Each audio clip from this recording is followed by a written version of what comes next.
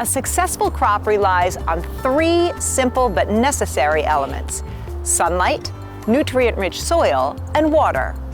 Too much or not enough of either can spell trouble.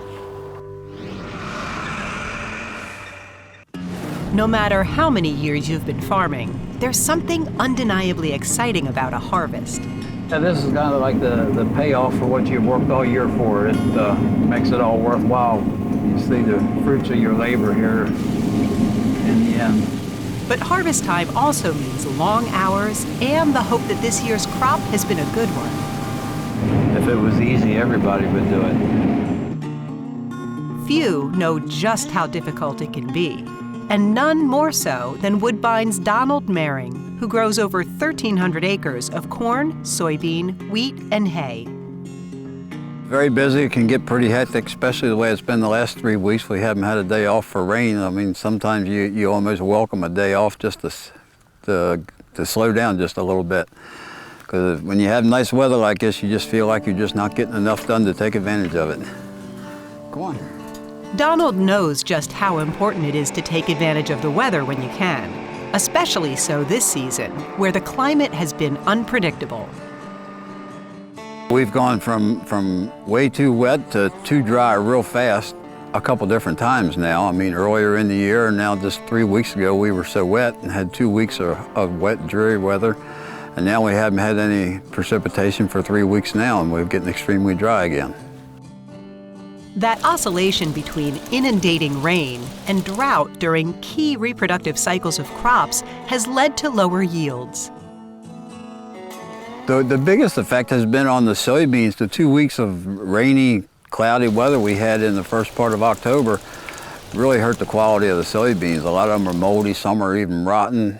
The quality is very poor. Donald also lost 170 acres of soybeans due to slug damage, which needed to be replanted, costing time and money.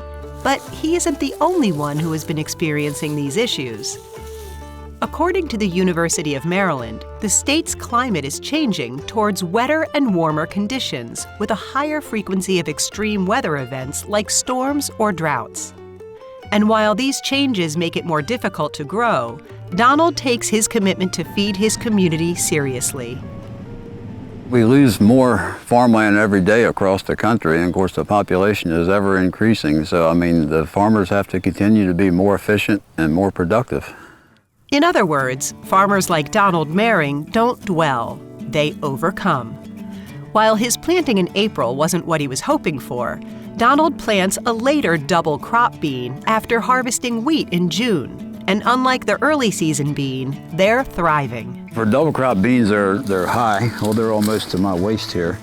And they're potted nice. There's 3 and 4 beans on every node. 5 here on this one. So, and a lot of 4-bean pods. So, I mean, you can see that they're going to yield well without even getting in the combine.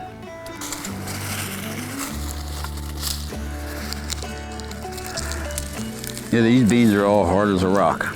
They're definitely ready to harvest. The heart of farming is rising to the challenge even when the variables are out of your control. And Donald doesn't let weather or anything else keep him up at night. When you get to my age, it's pretty easy to fall asleep after you've been out working hard all day. You just do the best you can possibly do. You get done planting and you just pray for the rain and the good weather and have a good harvest at that. And it's just what you do every day.